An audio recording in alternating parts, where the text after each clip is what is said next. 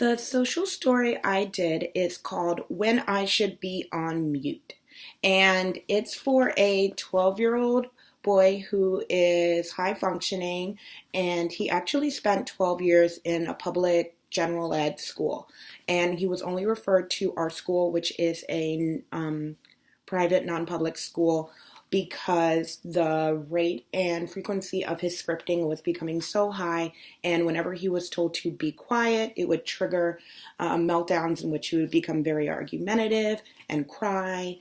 And also, his scripting got in the way of him accessing his academic curriculum. It was distracting to the other students in his class, and it was also socially stigmatizing because he was scripting nearly 100% of the day.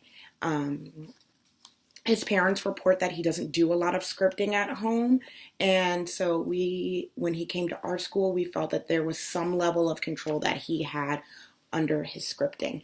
After getting to know him for about a month, we realized he thought that quiet was scripting. He didn't have an understanding yet that everyone around him could hear his scripting, and when he was told to be quiet or the word quiet was used, it ended up being a trigger for him, and he would either engage in scripting louder or he would have meltdowns. So we needed another word to target the behavior.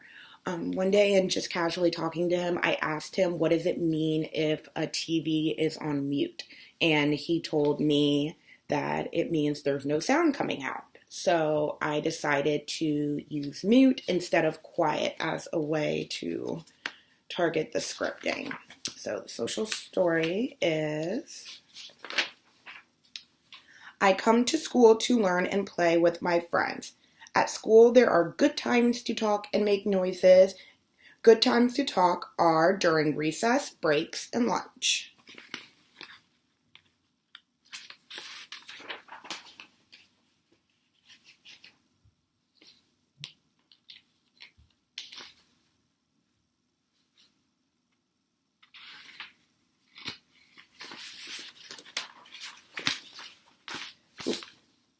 At school, there are times my mouth and body should be on mute.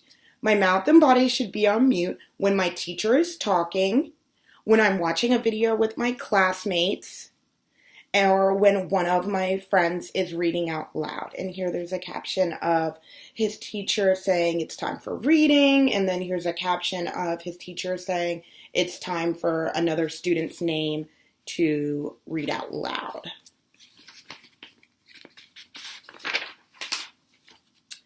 Being on mute means no sound is coming out of my mouth or body. When my mouth is on mute, I am not saying, just can't wait to be king, talking about movies, or saying woohoo. When my body is on mute, I am not hitting my desk or clapping my hands. I am on mute when I am using my body to do my work.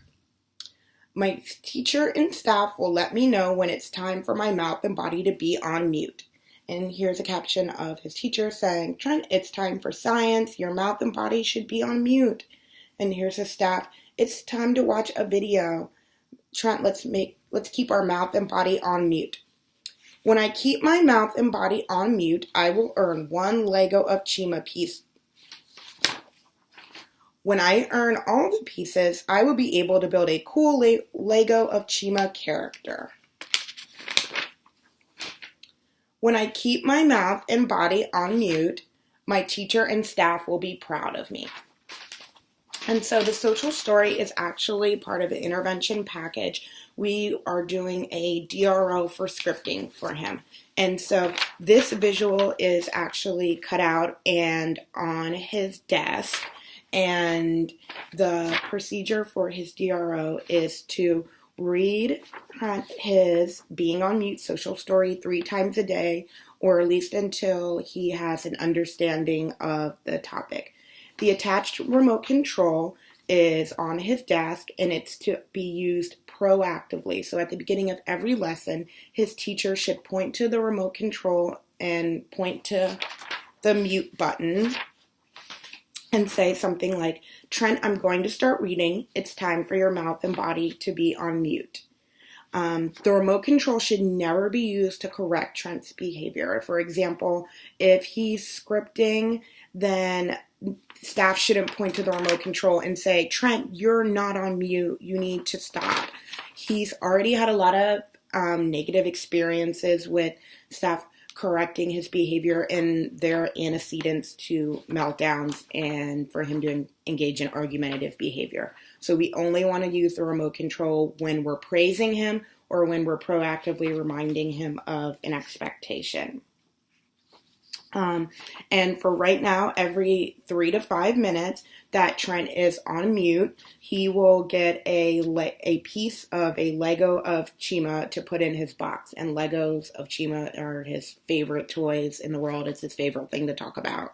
And and at the end of a couple of periods, he'll have enough to build a character. And he also really likes putting things together. So this was a really motivating reward for Trent. Every time staff is praising him or giving him a Lego Chima piece, they should point to the mute button and say, Trent, you're doing a great job staying on mute. Here's a Lego of Chima piece. So again, this visual is only used for positive reinforcement, and it's never any sort of negative or anything to correct Trent's behavior. So that's my social story and the intervention that goes along with it. Thanks.